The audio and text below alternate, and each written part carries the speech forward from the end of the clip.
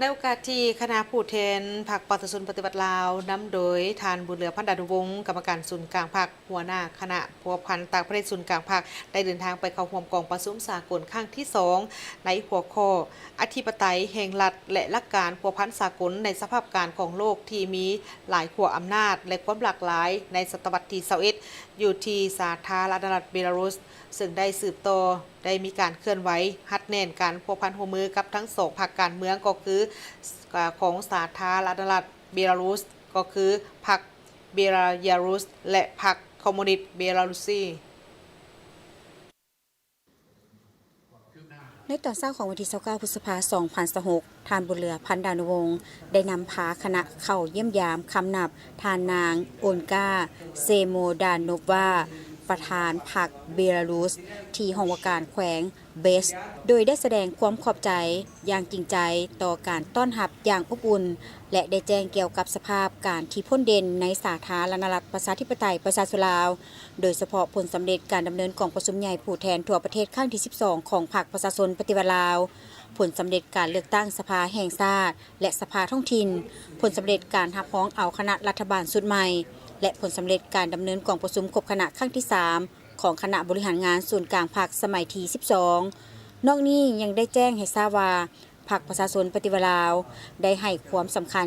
เป็นอย่างยิ่งในการเสริมสร้างและหัดแน่นการพัวพันร่วมมือกับพรรคเบลารุสนับแต่มีการพัวพันน้ำกันในปี 2018 เป็นต้นมาได้ตีราคาการพัวพันร่วมมือระหว่าง2ประเทศลาวเบลารุสบนพื้นฐานมูลเสื้อแห่งสายพัวพันมิตรภาพและการร่วมมืออันดีงามที่มีมาแต่โดนนานและปัจจุบันกำลังได้รับการเสริมขยายอย่างต่อเนื่อง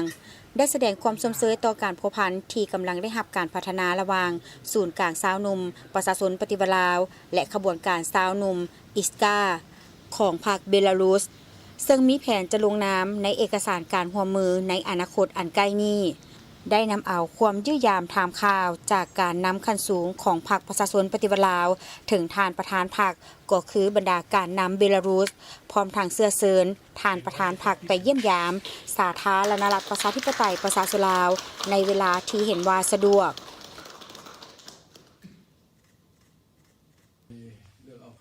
ในตอนบ่ายของวันเดียวกันทานบุญเหลือพันดานุวงศ์ยังได้นำพาคณะผู้แทนพรรคประชาชนปฏิวัติลาวเคลื่อนไหวเยี่ยมยามสำนักงานศูนย์กลางพรรคคอมมิวนิสต์เบลารุซีที่นครหลวงมินโดยได้เข้าเยี่ยมคำนับทานเซเกซือรันโกฟเลขาธิการที่1คณะบริหารงานศูนย์กลางพรรคคอมมิวนิสต์เบลารุซีซึ่งท่านบุญเหลือพันดานุวงศ์ได้แสดงความภาคภูมิใจที่ได้มีโอกาสเคลื่อนไหวเยี่ยมยามเหตุเวียกในครั้งนี้และแสดงความขอบใจอย่างจริงใจต่อการต้อนรับอย่างอบอุ่นพร้อมทั้งได้แจ้งสภาพการภายในสาธารณรัฐประชาธิปไตยประชาชนลาวให้พรรคเพื่อนทราบโดยเฉพาะการดำเนินกองประชุมใหญ่ผู้แทนทั่วประเทศครั้งที่12ของพรรคประชาชนปฏิวัติลาวที่ได้รับผลสำเร็จอย่างจบงามโดยมีการรับรองเอามติกองประชุมใหญ่โครงการการเมืองและแผนพัฒนาเศรษฐกิจสังคมแห่งชาติ5ปีครั้งที่10และระยะ5ปีแต่ปี2026-2030ได้ตีราคาสูงต่อการพัวพันและร่วมมือระหว่างพรรคประชาชนปฏิวัติลาวและพรรคคอมมิวนิสต์เบลารุซีในระยะผ่านมาที่มีความแน่นแฟ้นเข้าอกเข้าใจในฐานะเป็นเพื่อนมิตรสหายก็คือพรรคร่วมอุดมการณ์สังคมนิยมเดียวกัน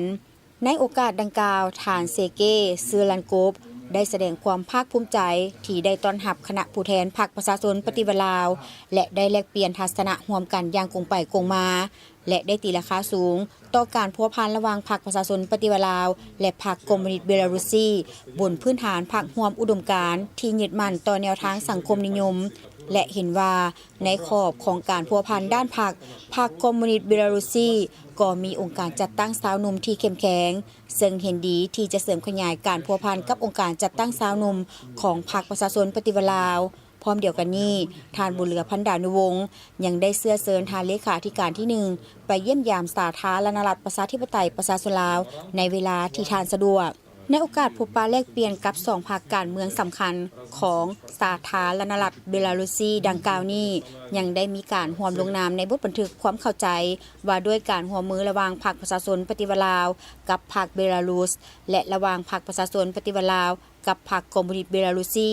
ซึ่งเป็นขีดหมายและบอนอิงที่สำคัญให้แก่การเสริมขยายและหัดแน่นการพัวพันหัวมือด้านพรรคก็คือการสุกนิ้วการพัวพันระหว่าง2ประเทศลาวเบลารุซีในต่อหน้าให้เข้มแข็งและนักแน่นยิ่งขึ้นเพื่อนำเอาผลประโยชน์อันสูงสุดมาสู่ประชาชน2ชาติ